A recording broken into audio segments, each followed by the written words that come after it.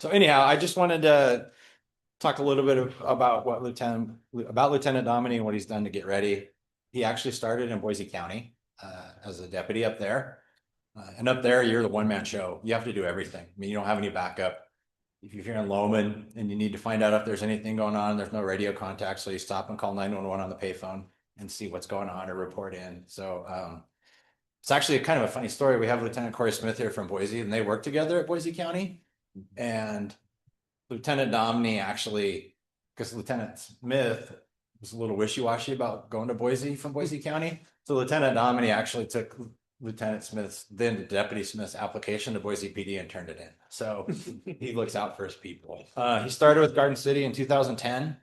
He has about 3,087 hours of post training, some of which includes the Northwestern School Police Staff and Command. That's a 10-week executive level school that there's tests. It's not just like a typical cop school, where you have to get tested every week and you get grades. And he did that in 2018. He completed his bachelor's degree last year in criminal justice.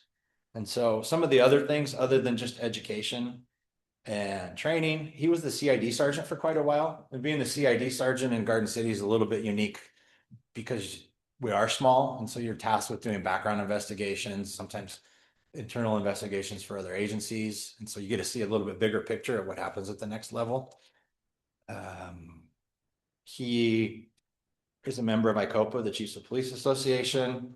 He's been to the conferences. And why is this important to note? Because that's a good networking. You make connections throughout the state and local, even local. So if you need something, you have some sounding board, some people to call. As you know, every couple of years, every 3 years, the departments have to be accredited by either ICOPA or CALIA in order to receive federal funding. He has helped. So retired Blackfoot Chief Dave Moore heads that up for ICOPA. Lieutenant Domini has helped on some of those in the last couple of years, going to other departments and examining their files and make sure that they meet the requirements for the ICOPA accreditation. He's very familiar with that. We on our last ICOPA accreditation, between him and Desiree putting the files together, there was no findings. It was great. It was perfect. He's been at the Capitol to either support or to support ICOPA's stance on various legislation. Even if he didn't testify being there in person, although this year the legislature didn't really care about what anyone thought and they ignored everyone, but yeah, he was still there. It's good learning experience and good to teach him to keep an eye on what bills are coming up throughout the legislative session. And sometimes there's non-law enforcement bills that would affect us anyway. So he's learned to keep an eye on that. Since he took over as lieutenant in August of 23, he's been involved in the budget process every year since that. Not just the yearly process where we sit down with Lisa and go through, but the weekly and monthly monitoring to make sure that we're spending wisely and we don't overspend. So he understands that.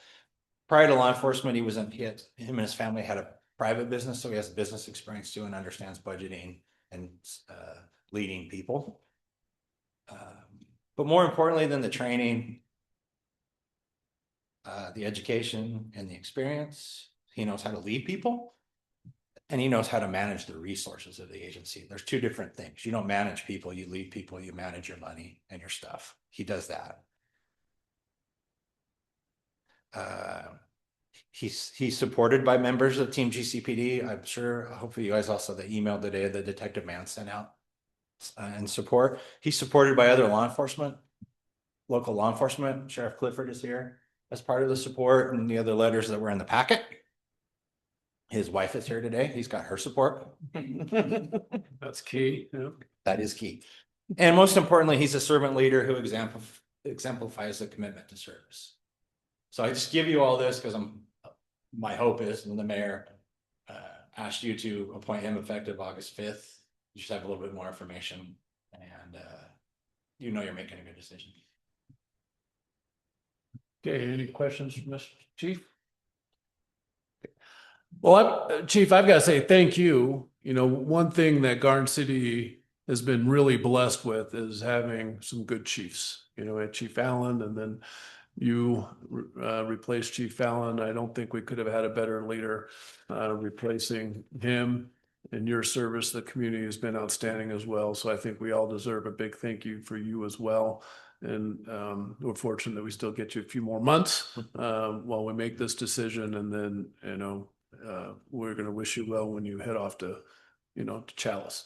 And the other thing that's great, having talked to a lot of the members of the force, Tyler has a lot of support. We just have a great police department, and I'll put it up against any agency in the valley. And I think this is a great transition from a great line of chiefs, from Chief Allen, Chief Stambaugh, now Chief Domney. And so what I'm asking council is to pass resolution to nominate Lieutenant Domney as the police chief of Garden City, which is going to be effective August 5th, as Chief Stambaugh is retiring on August 4th.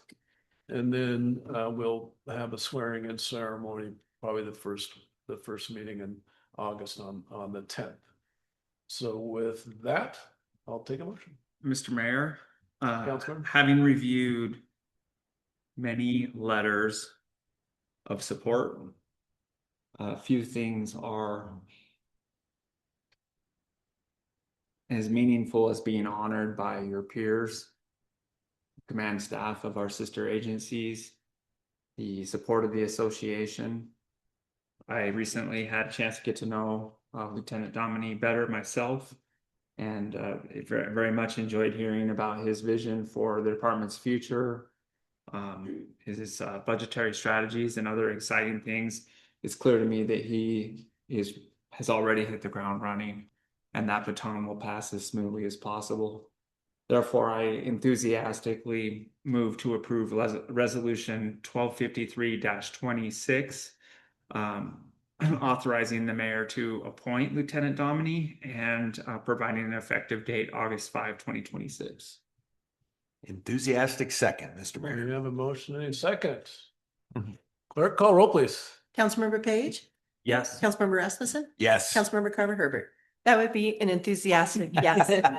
Everybody gets to stay enthusiastic. Tyler.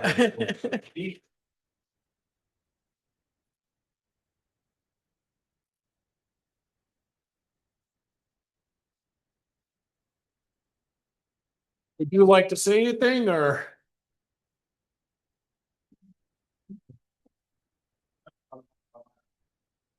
Thank you all for the support and both giving thank you for going on today. Corey's been a mentor, well, both Corey's been a mentor to me. But You step to the mic, please, for the Zoom, for the record. Yeah, thank you. Your first public speaking engagement as a. I just want to thank everyone for the support that they've given me throughout this. It's been it's a humbling experience, really, to step into big shoes. I've had really good mentors throughout the way. Chief Stambaugh has been absolutely incredible to work for and work with, and I hope I can follow in his footsteps and keep leading the department in the direction that we are going. There are some changes I'd like to see, and I've talked with the council and the mayor about, and I think it's just adding to what's already been built on the department. And we have really an awesome staff. I mean, I can't say enough about our staff and our officers, and they make great decisions, and please continue. All right, thank you, Lieutenant Domney.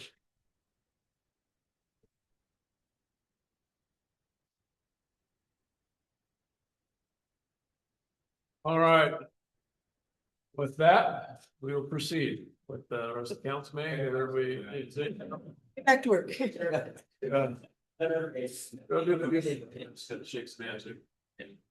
Rob, can you play ball tomorrow?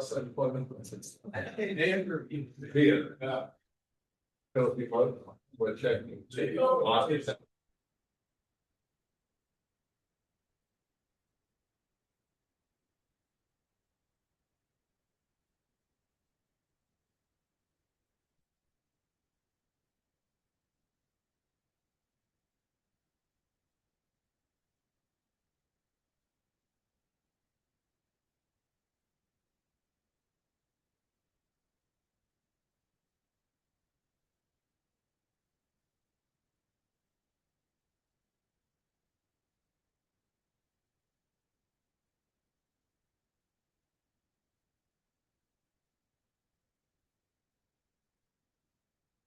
then obviously you can see Lieutenant Domney has wide support.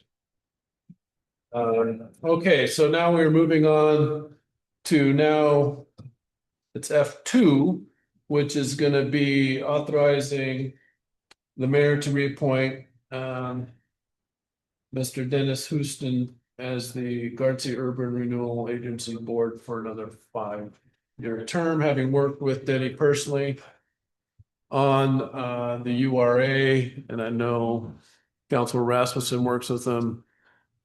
Denny does a great job. So he's currently there and it's fantastic. So get a motion for that, please? Yeah, Mr. Mayor, I'll just agree with what you said. I think Dennis has been a great asset to that organization and even more so the city. And I'm glad that he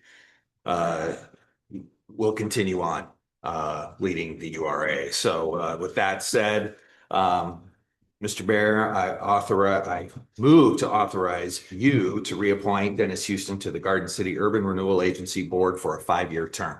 Thank you. I have a second. Second. Second, any discussion? Okay, Clerk Harper? Councilmember Rasmussen? Yes. Councilmember Carver Herbert? Yes. Councilmember Page? Yes. I'll text Denny when we're done. Okay, next, which is now F3, Development Services, Notice of Decisions, Councilor President Page. Thank you, council members. Garden City Code 8A or 86A-2A states in part that the council has authority to review any actions taken administratively within 15 days of a final decision. And that if there may be a significant adverse impact on the city as a result of that decision, then those can be pulled off and reviewed. Does anyone wish to call out the administrative actions listed herein under that standard? No. Council President Page. I do have questions about DSRFY 2026-0009. Mr. Mayor, let's go ahead and pull that off the Okay. agenda. Are you prepared to discuss that today, or should we? I'll leave that up to Director Thornborough, see what the question is and if it's something we need to pull off and for the next meeting. So under new policy, Mhm. if it's substantial, if it's a question she can answer immediately, we'll do that. If it's something that's needs deliberation, we'll pull it for the next meeting. Director Thornborough. And Mayor? let her pull it up and then ask your question. Councilman, Yes. she's pulling it up.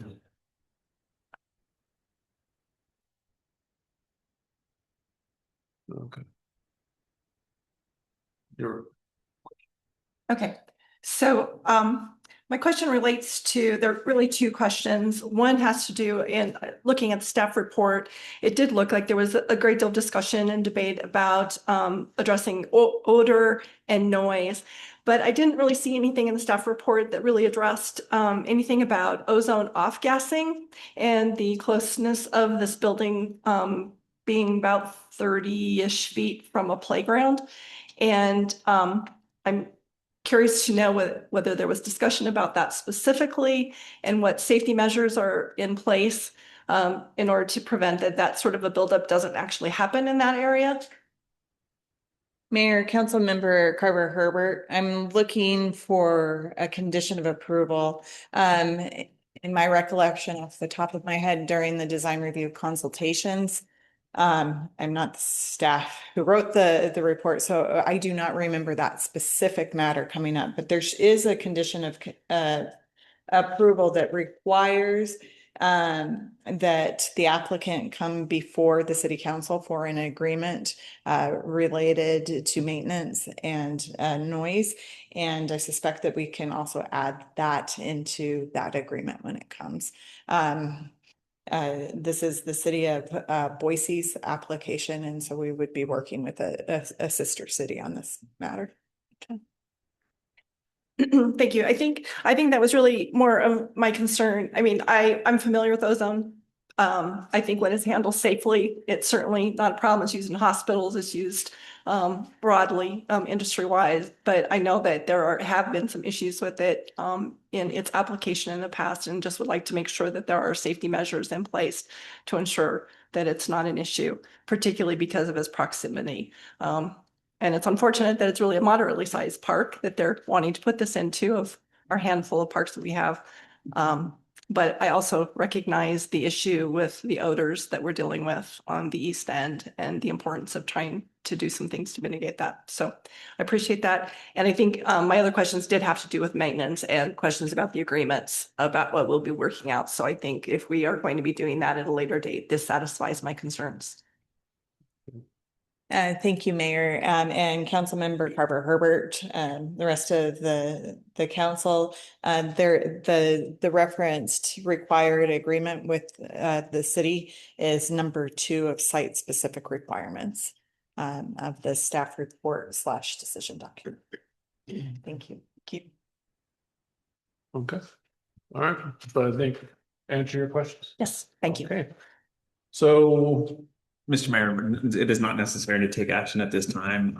Thank you, Councilmember Carver Herbert, for that close examination. You are okay leaving it for now? Yes, I am, but I would be looking forward to that conversation with City of Boise about the maintenance agreement and being able to answer those questions, that there is a safety plan in place to ensure that there isn't any, if equipment breaks down, that there's not a significant buildup of ozone in that area. And I think if they can adequately address that, it satisfies my concerns. When will we have a chance, Mr. Mayor, to review that let at me the council? check that with Director Schmidt, or is this Jenna, when we would have that maintenance agreement, or is that the timing of that? Mayor, I don't have an exact timing. We would be waiting on them to submit for our legal review prior to it coming to the council. So kind of comes when it comes, is the way I heard. Hopefully it's in the works, but it really depends on the city of Boise at this point in time. So, Mr. Mayor, I'm hearing that we should preliminarily advance, but let's not have this be a final decision. Okay. And Mayor, members of the council, it is a prerequisite for any building permit. So that the way that this would go through is when a building permit goes through, staff will check to make sure all the conditions of approval have been met. If not, that's a stopgap for the decision. So if they approve it, the stopgap, what I'm hearing is if the council go ahead and approve it, the stopgap is they have to meet all of those conditions of approval, which are the ones that Councilman Carver Herbert discussed. I guess the question is will that come back before council so they can see that those concerns were addressed in that same process? Mayor, that is correct. So this is a design review approval. The next step would be a building approval, and that agreement is a condition of approval, and that agreement would come back to city council for its blessing. Okay. So we're just approving the design approval, or Mayor, that is correct. yeah, Yep. and then it'll come back before council with the documents that you are inquiring. That makes sense? Okay. So with that, do I have a motion on 2026? Is it, Mr. Mayor, I believe it's just a lack of action. okay, lack of action, okay. All right. So in that case, we move on, or how's that work? That'll be just reflected in the minutes that no action was taken on these 2 items, so they will stand as written in the decision document. Gotcha. All right, thank you. And so we will see this when it comes back around. All right, number 4 is the monthly staff reports, all in the packet. Any questions from any of the staff currently, or if not, you can reach out to them and ask individual questions. Okay. And then, all right, so moving on, to item G. So we have a public hearing for Pivot North, is requesting final plat. With that, Dr., let's see, sir, state your name and city where you live. For the record.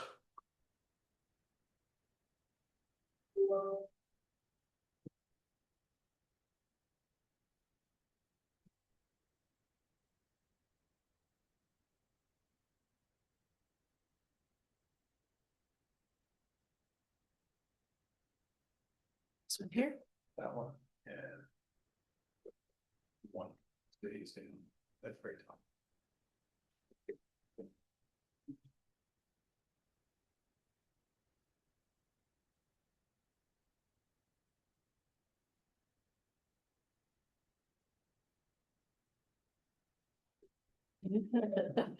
From here, okay, and then.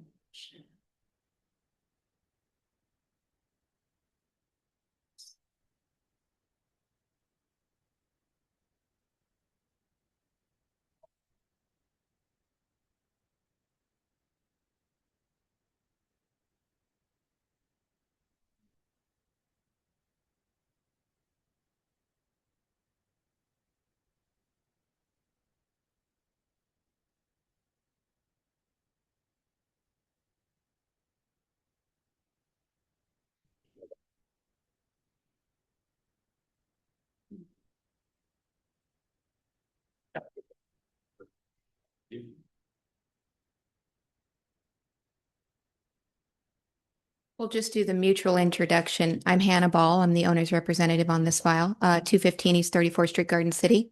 And along with me, I'm Ian McLaughlin with Pivot North Architecture. and you've heard this project be a variety of different names. Currently, its final name will be the Strand.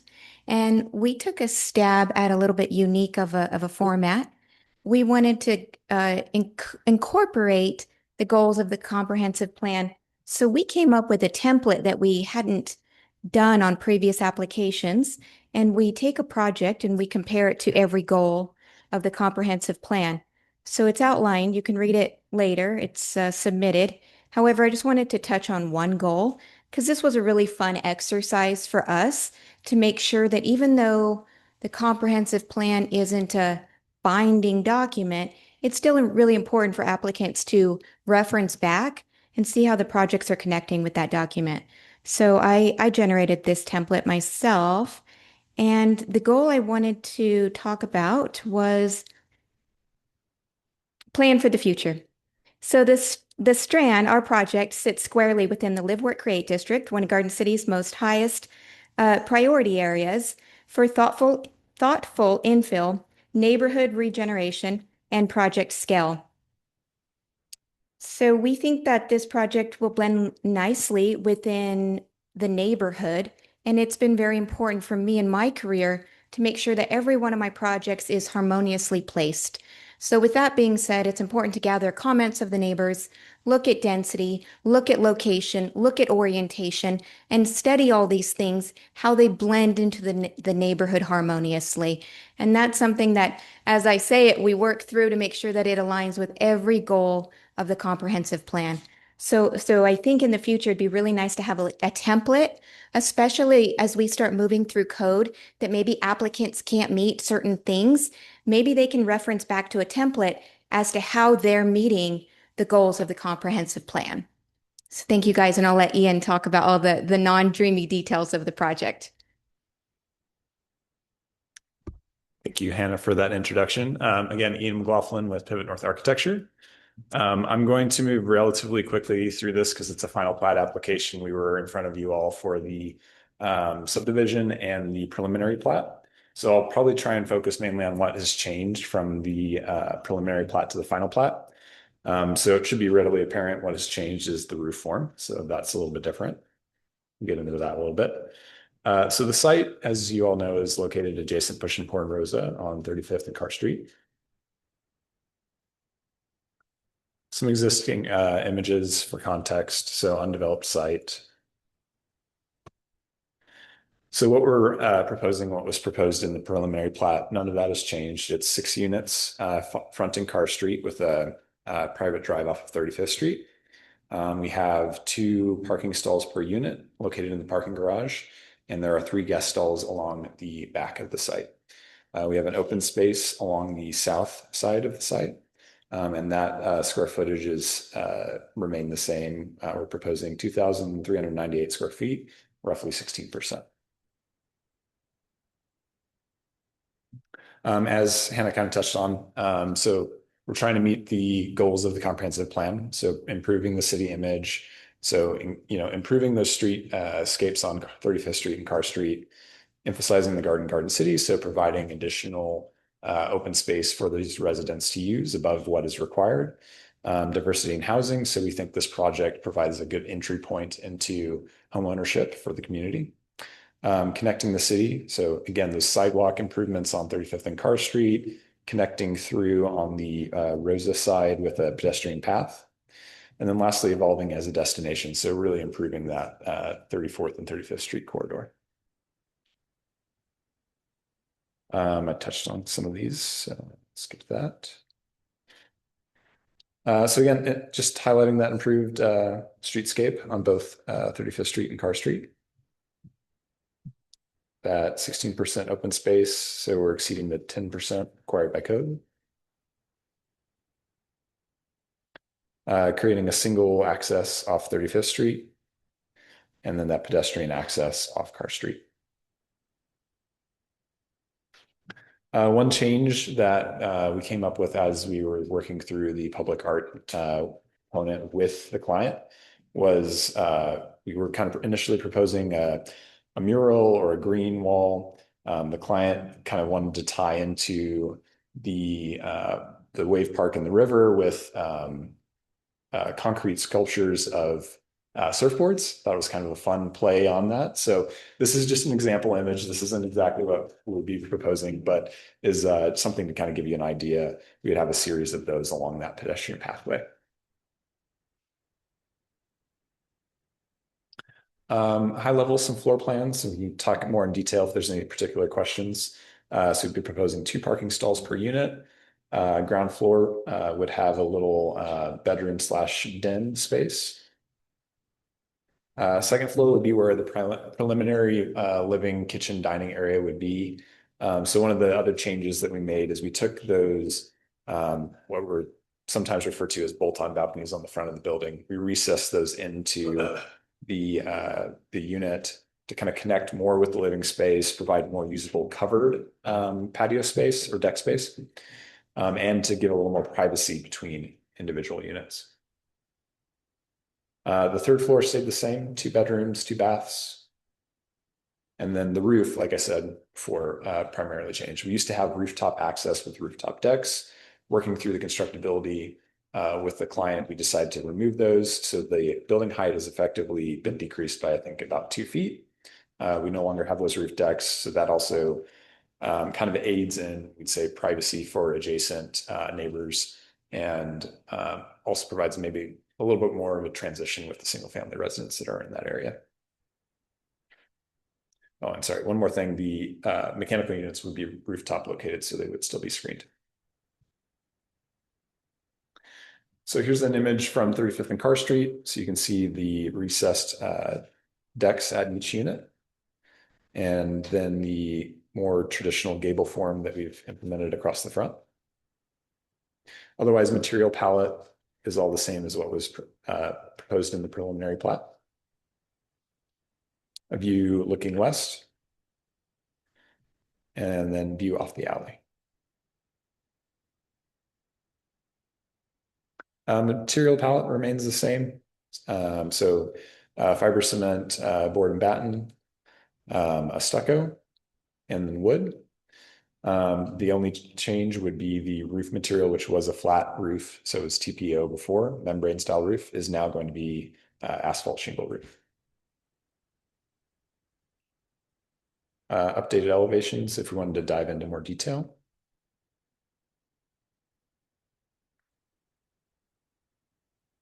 This is an exhibit we provided previously to kind of give a feel for what that entry condition would look like with the covered awning and kind of recess. So just updated version on the right.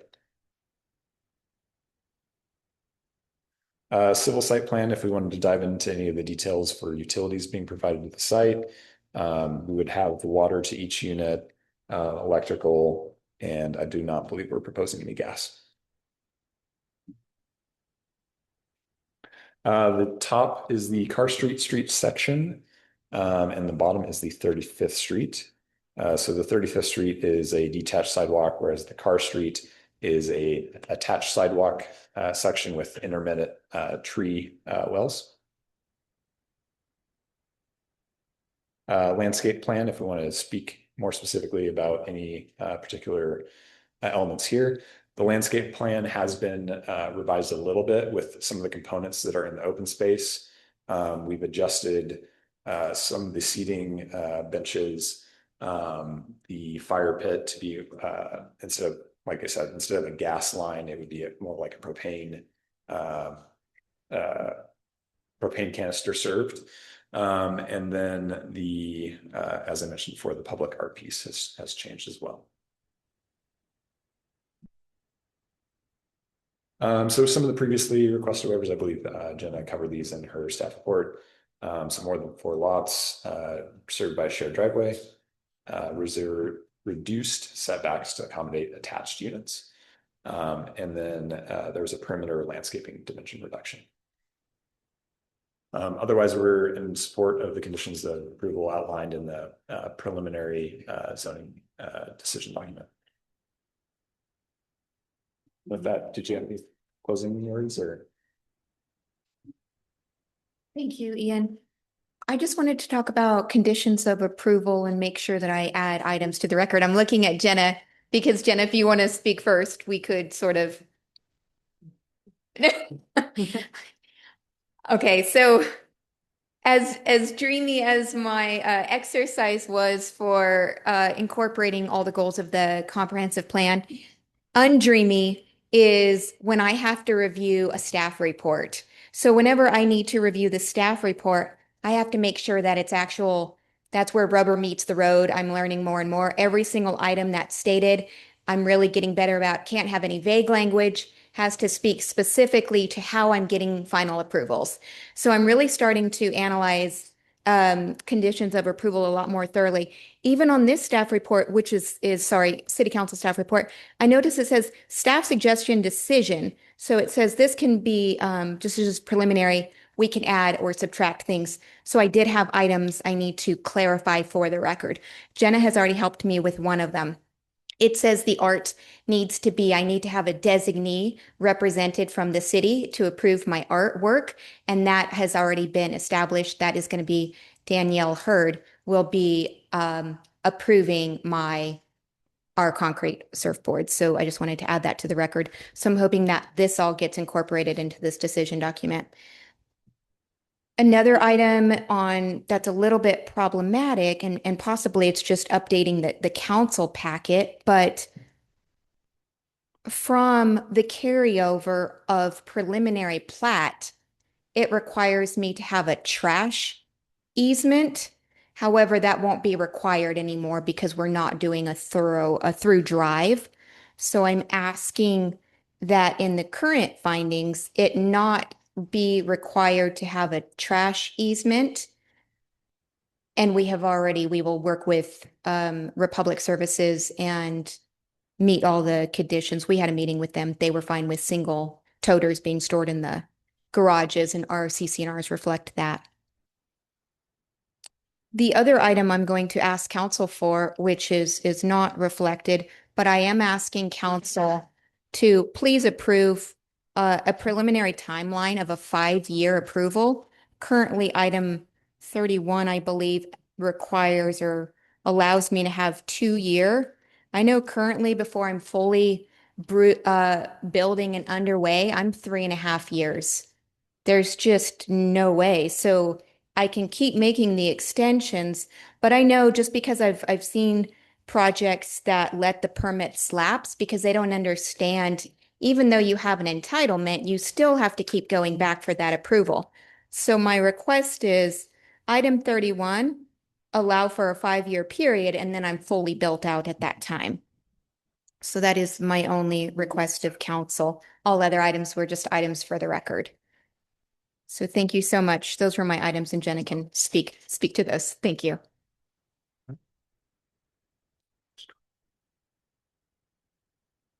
You, Mayor and members of the council. It's fun for me to see some changes where we're seeing some changes in code with this application tonight. Tonight is a public hearing. In the future, final plat request will be administratively before you instead of a public hearing. And so as already noted by the applicant, both by Mr. McLaughlin and Ms. Ball, Carrie Soul, I hope I say that correctly, or was approved October 13th, 2025, and it is now before you at a final plat as the Strand. And in order to approve a final plat, there are 7 findings for substantial compliance. They include that really the application is generally the same application, the same or fewer number of lots. Open space is the same or increased. It can be relocated, however, and the number of open space lots can increase. Minor changes due to transportation requests, or the general configuration has not changed by more than 10%. And staff has reviewed this and found that it meets the substantial compliance threshold. And as Mr. McLaughlin noted, there are some changes within that substantial compliance threshold, including the removal of the rooftop deck, which decreases the height slightly, a slight redesign of the open space. And one thing that staff would like to note is that previously, as a trade-off for that perimeter landscaping, mural was required, and it's staff's understanding that that surfboard art is intended to be in lieu of that. And so staff would suggest that there be an additional condition added to tonight's decision if you move forward in agreeing with staff that it's in substantial compliance, and that art is there's an allowance that the artwork not be a mural, not specifically be a mural. That is in the preliminary plat decision document, and the final plat just refers back to that. So it would be nice to spell that out. Ms. Ball is absolutely correct. During the preliminary plat approval, there was a requirement to either locate the trash on 35th or on Carr Street, and they're proposing locating it on Carr Street. And so that easement would not be required. And they have confirmed in this application that there's no intent for a future add-on to this subdivision or an additional phase. And then Ms. Ball is absolutely correct. The city does have an agreement with Ms. Hurd to be the city's design review consultant for art specific questions. And so their proposal, as they refine it, will go to Ms. Hurd for her recommendation for approval or a recommendation. The decision document starts on page 109 of the packet. And on page 112 is where the specific findings are that were already noted for substantial compliance. And so one last thing to Ms. Ball's point, the process that the city has for approvals of subdivisions, there is an allowance with a restricted build agreement to move forward and submit and secure a subdivision upon entering into the restricted build agreement. That is an option. I'm glad she did go into this because she may want to address that on rebuttal.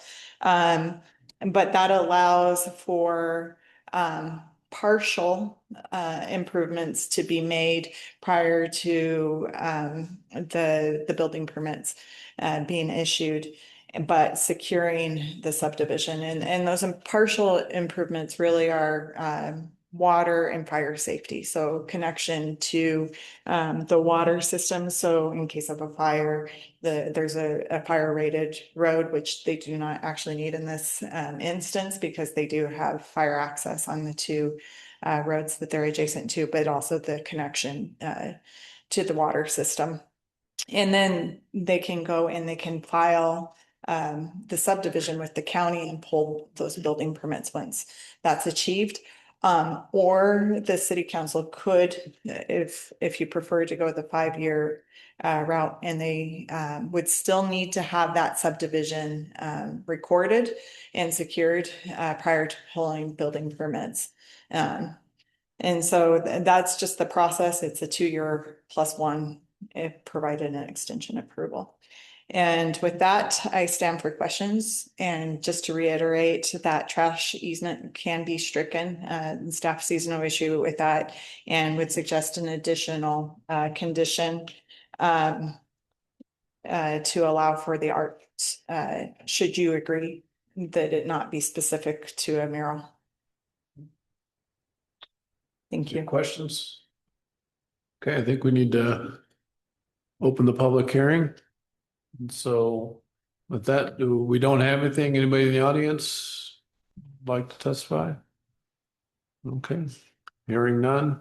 Director Thornmore, can I ask a question, please? Yeah, let me, we'll go and close the public hearing and then, since we have no comments, and then questions for Director Thornmore. Thank you, Director. As to this request for extension, is there a statutory basis for that in our code? Mayor, Council President Page, I will need to look through code really quickly. I do believe that there is some allowance, but before I answer that, I might take just a brief pause if you don't mind. I think we have someone on that up here. Are you looking for that? I wasn't, I can't, I was looking at something else.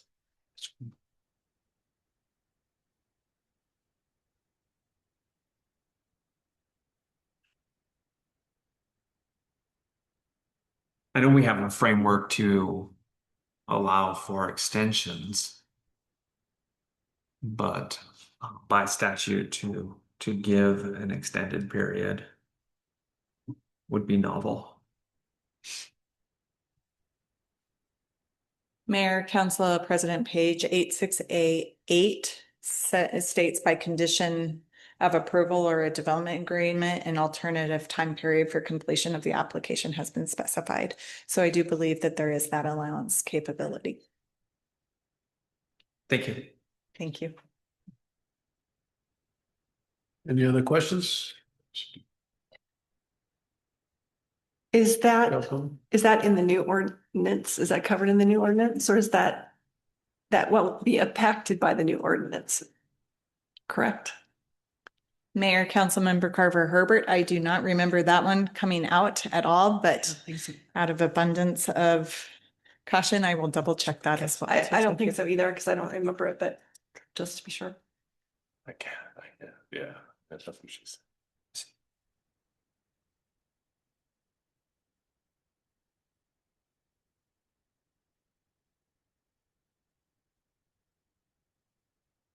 I'm just a bit reticent to set a precedent. Mayor, Council President, this is one of those agenda items I was not requested to review ahead of time. I don't have any legal comment. Okay, thank you. So, Mr. Mayor. She's still looking.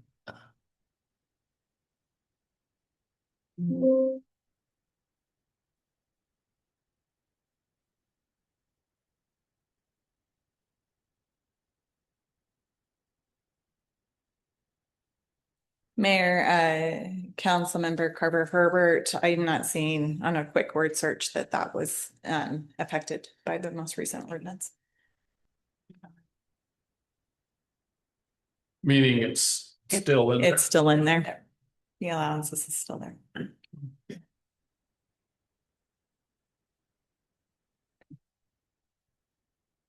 The other deliberations, discussion. I think I guess I'm just trying to understand maybe a little bit more why the rationale I can from the applicant, because I'm trying to understand. I didn't think that the city has done that previously, but it's been for a very large project that was going to be done in phases. And I think that's I think that there's some justification when you know that there's a very large project that is going to take a little bit more time. And I guess I would like to have maybe a little bit better understanding again about the reason for the extension. If I may ask again. All right, so any more questions, Director Thornburg? No, so I have the applicant come up and explain specifically why you're requesting a 5-year. Thank you for that, Councilmember Carver Herbert. So code allows the 2 + 1 year. So we're seeing all the applications come across at 3 years. That's sort of standard. But what I'm seeing is they're extending that 4th year. And then really what they're doing is they're putting a lot of pain points and really they're getting to the end. And then in that last year before they're finished, I know our site will be advanced. We'll have a plat, we'll have a restricted built agreement. That doesn't mean we're out of the clear and we still, like, we don't get one document like restricted built agreement and that satisfies and we're off to the races indefinitely. We're still having to extend the entitlement, this approval here, until we're vertically coming out of the ground. And so by the time, if I actually look at when I'm vertically coming out of the ground, just currently conversations with Idaho Power are about 5 months right now. And so until we're approved today, we're 5 months out just to get Idaho Power to come on site and give us fully approved construction drawings. So even from this moment here, we won't even have drawings complete for about 8 months. And so we won't be able to, that's just drawings. So then we'll start restricted built agreement and we'll start routing the plat, but we won't have our drawings for about 8 months. So a lot of it is agencies, third-party agencies right now. We have finished Republic Services. And so you're right, you're typically used to seeing the request of, okay, 10 years for a larger project. But I would actually argue there's no subdivision on that project. We're going to be routed an additional year on agency stamps. So that other project requested a 10 with no subdivision. I have a year just in routing documentation. So I know, again, we'll be fully finished at 5, but 5 gives us the comfort of vertically coming out, having the appropriate conversations, and really looking at our site of mitigating the right way, doing our grazing, pausing, looking at finances, right, evaluating as needed, versus right now these sites are coming out of the ground and they're stalling. And they're saying, we didn't know we had to go and have this conversation after the fact. So it's putting a lot of pressure on the model itself. So again, I would say subdivisions are the longer, even though, yes, this is a small subdivision. But what I want to prove to the council is I can get everything accomplished more harmoniously without continuously coming to you asking for extension after extension after extension. If my first request is 5 years, I won't return to you. My project will go out, it'll get vertically built, and it'll be harmoniously through the agencies and it won't bog down the system. So that is my first request to you. I haven't done that before, but I know the timelines as to what we're seeing in the field. We would return to you. And it would just really put that time on staff and of city council. Questions from Ms. Ball? So follow up on that then. So because it is the type of application they've done, it's a subdivision application, because was that what was only available to you at that time, or was made the most sense? It's in Because order. I'm trying to understand what's. Yep, it's in order about to this. subdivide the land, divide the land, and route the plat for land division.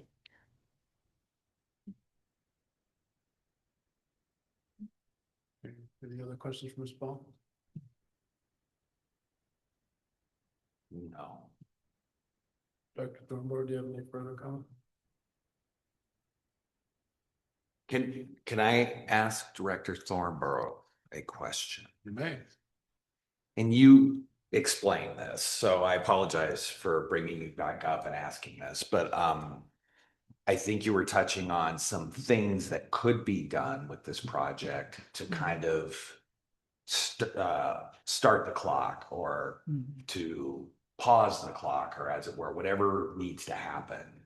Can you go through that a little bit more in detail, or just do it again?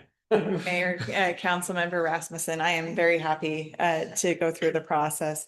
Once the application is approved tonight, the next step for the applicant is to dig even deeper and do the civil drawings.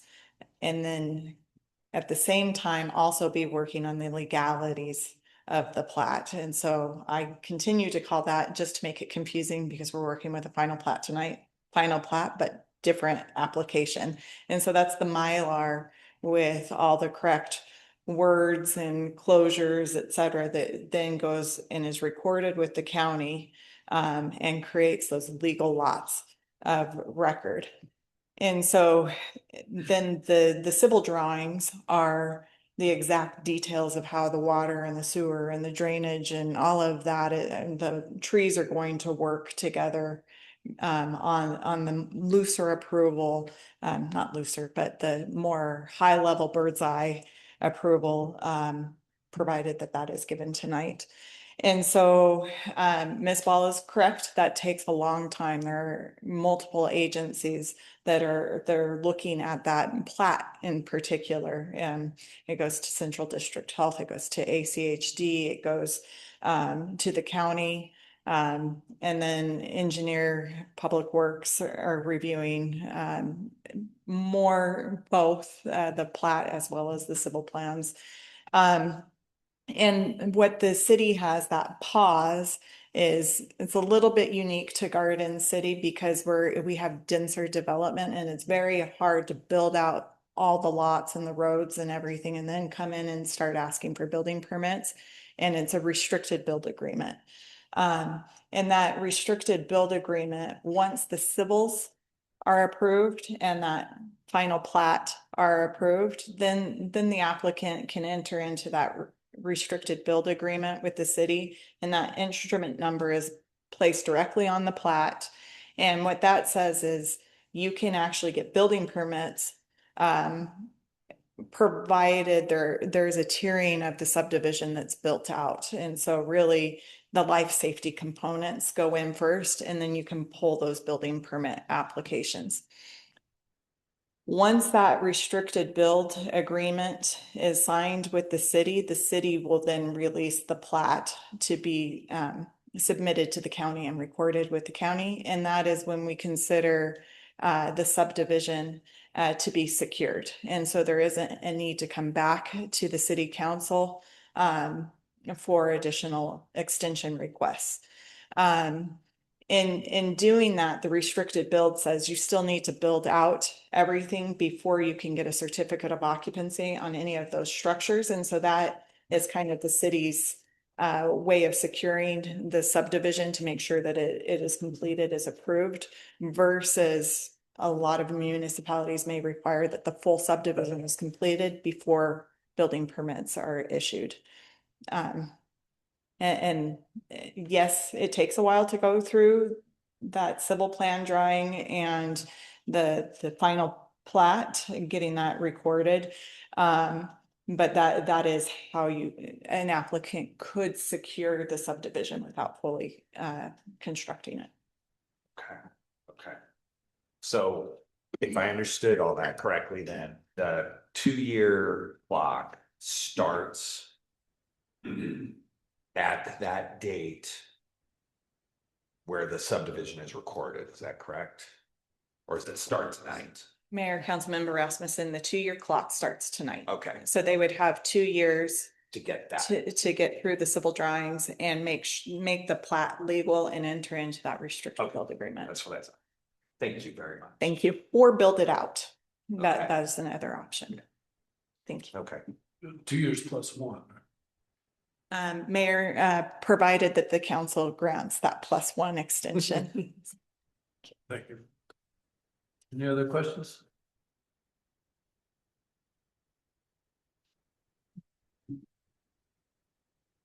All right. Well, let's open deliberations then, Mr. Mayor. Council President? So setting aside what to me sounds like a policy decision, how our clock, when the clock starts on these kinds of projects, I think that that's a question for another day. That's a bigger question. Because I will admit that my hesitance for extending anything is having the so when things begin to come out of the ground, I'm gonna use that word to that phrase, that to me becomes an attractive nuisance, a bit of a safety hazard. You have materials, there's additional vehicles, right? It's that is different, and I would want that period to have a clock on it. Whereas entitlements and agency letters, comments, undoubtedly is burdensome to get, but is not an attractive nuisance on the land. That doesn't, you're not going to worry about young children entering into a job site, because they're starting entitlements, right? There's nothing exciting about that.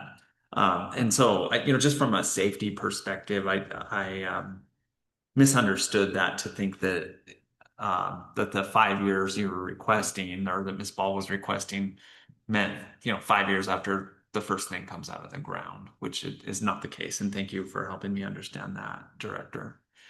So, it would be my preference to put a pin in policy decision and treat this as the application it is, which I'm in favor of.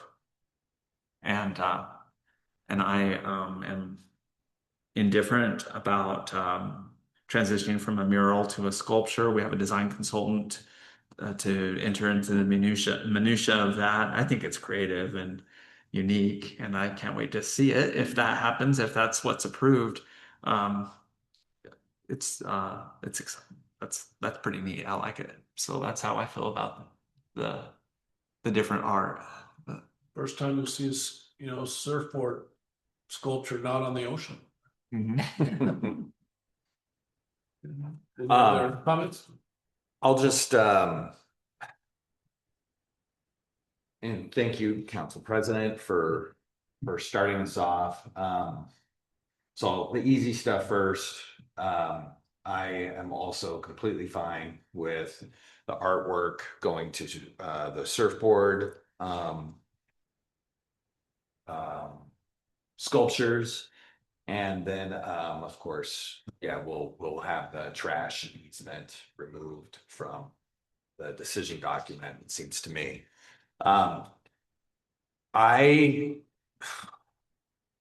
still a little hung up on this extension thing because I don't, unless I'm forgetting, I don't think this has happened. We have applications of this size pretty commonly, and certainly we get extension requests pretty often, but I mean, our code is what it is, and I'm just a little hesitant on granting a waiver or whatever on this one instance. So I'm interested in what Council Member Carver Herbert has to say. But I'm just unsure on that at this point. So I think I concur with Council President Page that there's a policy discussion and it's a much deeper discussion, and I don't think is really to be had tonight. Because my question would be is if this is really an issue that is maybe problematic, that we should be looking at that and trying to resolve the bigger issue, but not to try to solve that on tonight's project. I think the thought that keeps coming to mind to me is when I think we have been looking at a number of extension requests that have been coming back. And I would say that most of the reasons that applicants have been giving for the reasons for their extensions haven't necessarily gotten to the level of detail explained by this applicant tonight. So I guess I'm not 100% certain that the ability that in theory 2 years plus the potential that of getting an extension, which I think of all good faith is continuing to move this project forward. That approximately a 3-year period still seems to be a pretty reasonable expectation. Gets 2 years plus you could come back for the extension.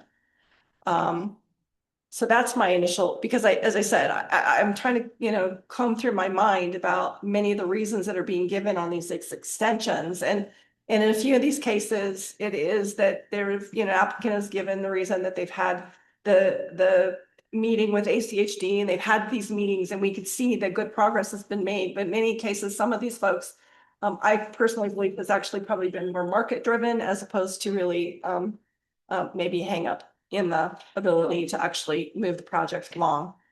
So I too am not real comfortable in trying to come up with the workaround on this, but I am definitely mindful that if the building community believes that this is really a significant issue that we need to try to retake a look at, particularly with subdivision applications. I know we are getting more subdivision applications than we've gotten previously, but I think part of that is because we have made some changes to the PUD process. I believe maybe there's some common thread there, maybe not, I don't know. But I think I would be inclined to not make an exception. I'm in agreement with all the other condition requests. In fact, I really want to commend the applicant, the owner, and the architect on this, because I thank you for actually providing some additional open space and a space that actually I think looks like it could be actually inviting for residents to want to be able to come out and spend that time in that space.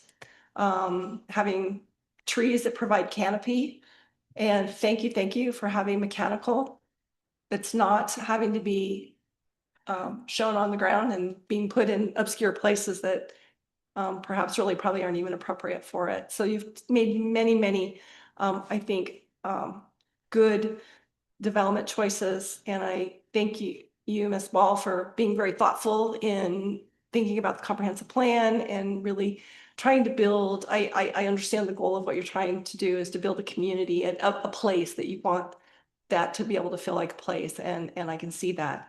But again, from a policy standpoint, I'm just real concerned about offering the extension to 5 years.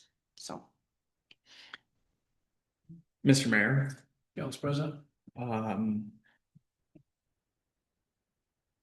The council, did you? Well, so I'm the only other option.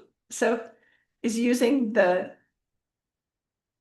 what Director Thornborough was talking about and that council member Rasmussen was asking about the clarification. I mean, that might be the only exceptional way that I could say, yes, that could, if that's something that we could do as a motion, that would be a possible exception.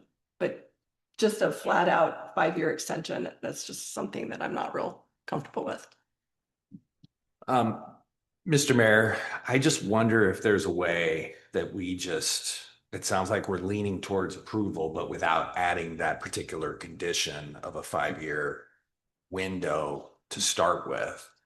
And I'm not sure that's where we're going, but it sounds like that's where we're going.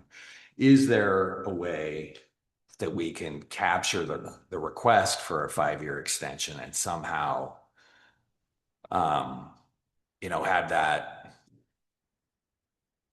in 2 years when the applicant has to come and make their extension request, would it be a time that we can go back and have this conversation as part of the record and help that whole conversation? I don't know. I'm just thinking of a way to help the applicant, but at the same time being true to our code as it stands, because I don't remember when it was, but we just talked about extension requests, I don't know, year and a half ago, maybe it wasn't that long ago. Ad nauseum.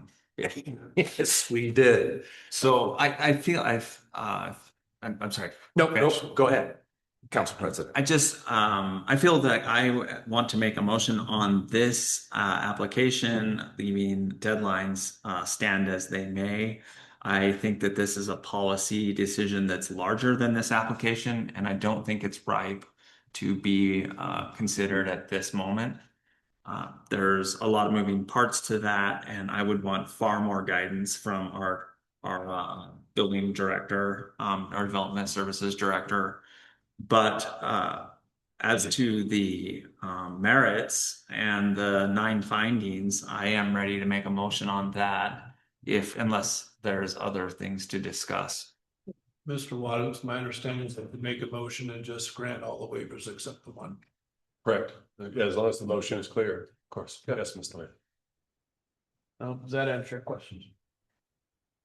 So with that in mind, I would move to approve SUB FY 2025-0003, along with the findings of fact, conclusions of law, and decision document to grant the request to abandon the trash easement. I think I'm saying that right. And then to deny the request for a wholesale 5-year extension on the outset of this project. So that's my motion. Second. Any further discussion? Do we need to add the consultation with the art consultant and the mural? As amended. That's exactly, yes, with our design review professional. Modify my second to include that. Okay, any further discussion? Okay, clerk call please. Councilmember Carver Herbert, Yes. Councilmember Page, Yes. Councilmember Rasmussen. Yes. All right, so congratulations approved. And you've given us some strong food for thought on our policy, which we will take up. And I think to Councilmember Rasmussen's point, our hope is that you can get all these entitlements from various agencies in 2 years, not even need the +1. But if it does, I think we will make probably some accommodate. We'll certainly address this issue by then. And then it'll certainly be remembered as part of your, if you require extension request on that. So we'll get this figured out. So that's a good way to point that out, Hannah. Thank you. And we'll work on it. So thank you for coming, and great project. I think it's going to fit right in there, right in that spot. So we look forward to more of these type of projects and down in the waterfront district. Okay. Moving on to item 2. This is a public hearing for the first reading of ordinance for Intermountain Gas. Mr. Waddams. Thank you, Mayor, members of the council. This is one I was asked to review. So starting on page 153 of your packet, I have a legal memorandum, and then on page 164, it starts on page 161 of your packet. Just some high level highlights from the memorandum. This will be a 20-year franchise for Intermountain Gas. There was a previous franchise for Intermountain Gas that the city had that's getting ready to expire. And so sometime back, Intermountain Gas came to Ms. Lively and me and asked if we would put together a second franchise for the mayor and the council's consideration. And that's what this is. On page 153, I have an outline of the timeline with some comments on what's already been completed. So the first thing we needed to do is I needed to get my reviews to Intermountain Gas by 3/26, and I did that on 4/13, the council meeting on 4/13. You were provided an introduction to the ordinance, and that was by Mr. Watkins with the Intermountain Gas Company. And then we had to have by statute a 30-day waiting period, which we've done. And so now we're on bullet number 4, which is we have a public hearing today, and then we request a first reading for today. It was properly noticed. Ms. Lively properly noticed it, so we're good on the noticing. And so what does the city get out of this? Well, number one, we get our constituents and our people get gas, but then above that, the city gets a 3% back on the franchise from gross receipts received from Intermountain Gas. So the city does get a 3% on those gross receipts. There were a couple of things that were negotiated in here, like initially there was a warranty for road work if they have to dig up the road to get to the gas lines. Initially, they provided a 1-year warranty for the city. I negotiated a 5-year. So now the way it's written, there's a 5-year warranty on the road work instead of a 1 year. I asked for a little notice provision in here before the 20 years renews. In 20 years, I don't think any of us will be on this DS. I'm guessing, I could be wrong. So for the leaders, 20 years from now, there's a little notice provision saying they have to provide us before it automatically renews. There is an automatic renewal provision in there at the end of 20 years. There was a comment from our council president when this was taken up last, and I think that was on April 13th, if my math is right. So now on page 164 of the ordinance in section 11, Intermountain Gas added this line, and it says, if for some reason gas is not available and they have to get out of town, and this is Council President Page's comment, they shall restore city streets and alleys damaged by taking out their infrastructure. So they added that as requested by the council president. And so I think that's it. It looks pretty good. It's clean. I've reviewed it. They have been great to work with. Mr. Watkins, I asked for a whereas or a recital in here, respecting Idaho Transportation Department and the Ada County Highway District, acknowledging that they have their own jurisdiction and they have their own rules. And this is not applicable to them. Intermountain Gas has to follow their rules on top of our rules. So this is just to acknowledge they're a different set of rules. This is only for the city of Garden City. So I think it's solid. I think everything's in there to set it for another 20-year franchise. I would suggest we go into the open meeting or the public meeting now, close the public meeting. If anybody wants to testify, and then we go into a first reading. And with that, I stand for any questions. Any questions for Ms. Watkins? Okay, with that, let's open the public hearing. We don't have anybody who submitted a form, unsurprisingly, about our Intermountain Gas franchise fee, and I don't, I'm sure Mr. Giggery is not interested in that. And so with that, we'll close the public hearing, and we will, can I have a motion for the first reading? Thank you. Thank you, Mr. Mayor. I move for a reading by title only of first reading, that is ordinance 1066-26. Second. Second, motion and second. Clerk? Councilmember Page? Yes. Councilmember Rasmussen? Yes. Councilmember Carver Herbert? Yes. First reading ordinance 1066-26, an ordinance of the city of Garden City granting to Intermountain Gas Company a 20-year extension to its franchise to construct, maintain, and operate gas transmission and distribution system, providing for the use of streets and alleys and rules governing the same, subjecting the grantee to all powers of the city, setting forth the rules of the franchise and grant, providing for the right of inspection by the city of grantees' plans, accounts, and books, requiring grantee to furnish certain maps, setting forth the annual payment to the city and the filing of the annual reports with the city, requiring grantee to indemnify the city and file evidence of insurance, requiring compliance with safety regulations, set forth an agreement not to compete, reserving power and of eminent domain, providing for surrender of franchise, granting right to salvage, requiring written acceptance, providing for consent to sale, agreement, or lease, providing for payment of publication costs, setting forth penalties and forfeiture, severability, and repeal, approving a summary of the ordinance, and providing an effective date. Thank you. Awesome. You get to read that 2 more times. Okay, so moving on to item 3. This is combined 3 public hearings for the NAFTA impact fees. Ms. Watkins.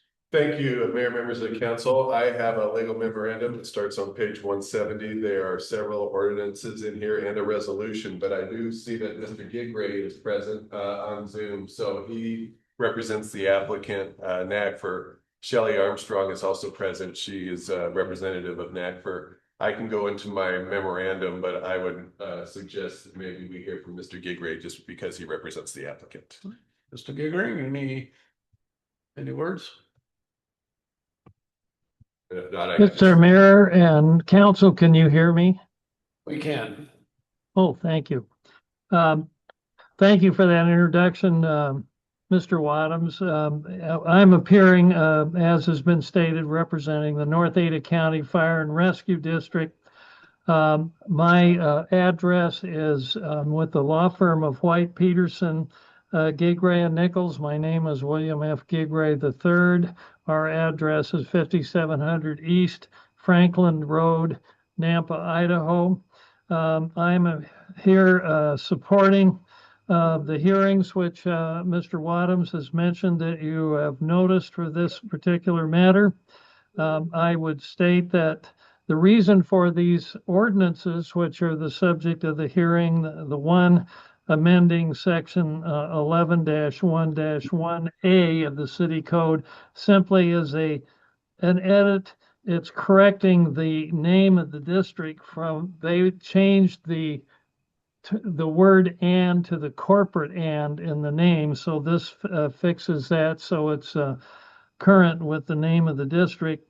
With regards to amending section 11-1-3, subsection C, this is the impact fee schedule ordinance that is being proposed to be amended in accordance with the capital improvement plan, which is also on your hearing and in which you received testimony from Mr. Cullen McQueenie of Tischler Bice at your November 24th, 2025 meeting and hearing on this matter, so that the impact fee schedule matches the capital improvement plan, which of course is the basis and analysis for the amount of those impact fees. And I would also mention that this capital improvement plan was previously approved in your resolution amending your comprehensive plan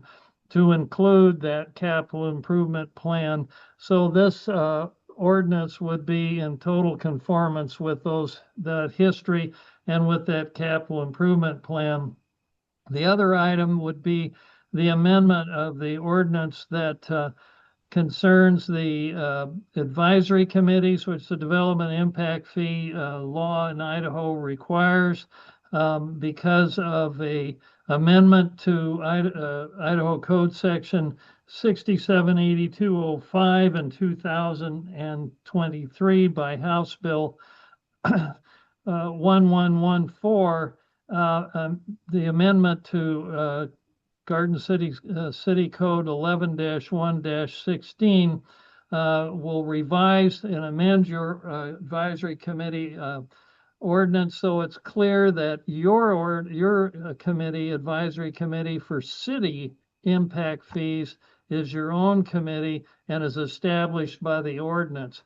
Whereas any impact fee advisory committees which are established pursuant to an intergovernmental agreement with the fire district, for example, and if the ambulance district at some time in the future, that has to be done pursuant to an intergovernmental agreement. And that was one of the changes in the amendment of Idaho Code Section 678205.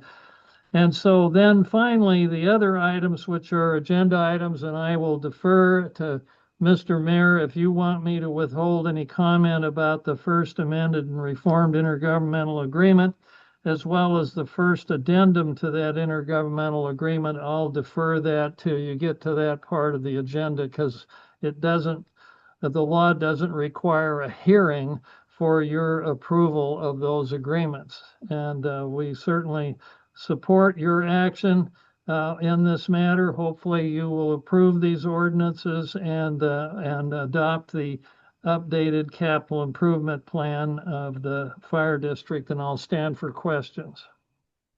Any questions, Mr. Mayor?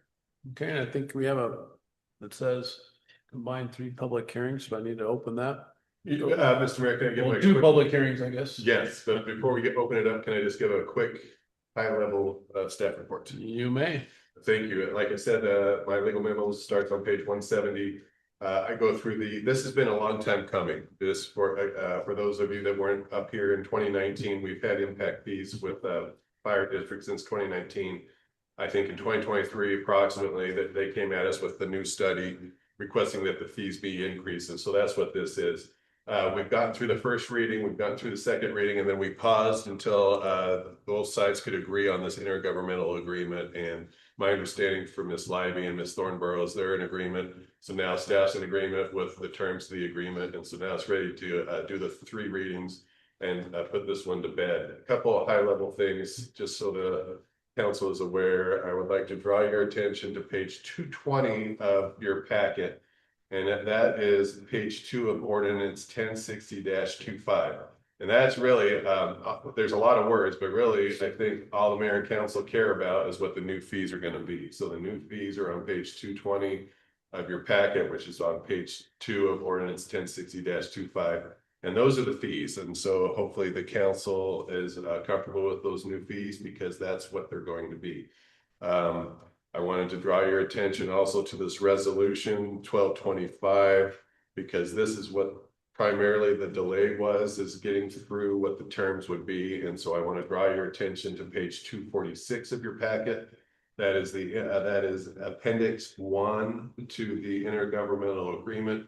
And so what staff and NACFR has agreed on is that NACFR is going to pay the city $80 a month for an administrative fee, and that's a flat fee.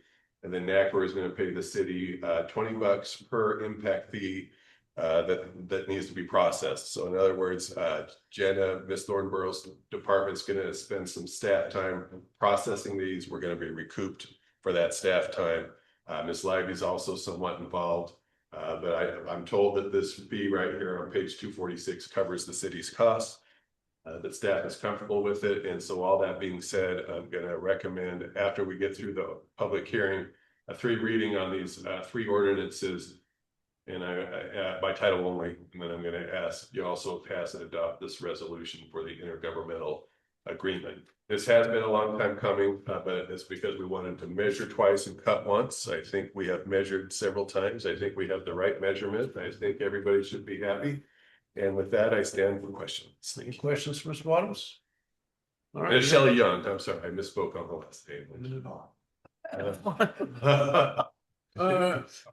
With that, Armstrong. She's going by many names in her emails. So, I apologize for I got your last name wrong. all right, with that, we'll open the public hearing. There's no one in the audience and no one online. So we will close the public hearing as fast as we open. And then we will move on to item number 4 for the 3rd reading. Council President. Thank you, Mr. Mayor. I move for 3rd reading of ordinance 1060-25 by title only. Second, sorry. Motion and a second. Clerk? Councilmember Rasmussen? Yes. Councilmember Carver Herbert? Yes. Councilmember Page? Yes. 3rd reading ordinance 1060-25, an ordinance of the city of Garden City, a municipal corporation of the state of Idaho, amending subsection C of section 3, chapter 1, title 11, Garden City Municipal Code, providing for a technical correction and North Ada County Fire and Rescue District Development Impact Fee Ordinance Fee Schedule, and providing an effective date. Nice to have him short. All right, do we have a motion to adopt? Mr. Mayor, Publish? I move to adopt and publish ordinance 1060-25.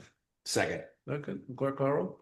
Councilmember Carver Herbert? Yes. Councilmember Page? Yes. Councilmember Rasmussen? yes. Okay, moving on to number 6. Mr. third Mayor. reading. I move for a 3rd reading of ordinance 1063-25 Second, by title only. Yes, sir. Oh, good to say.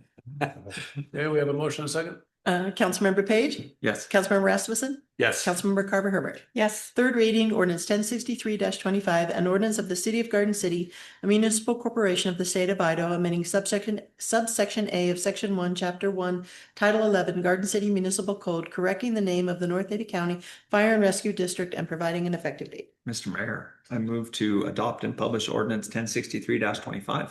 Second, We have a motion and a second. Clerk Carl? Councilmember Rasmussen? yes. Councilmember Carver Herbert? Yes. Councilmember Page? Yes. Push it up one more time. Mr. Mayor, I move for a 3rd reading of ordinance 1064-25 by title only.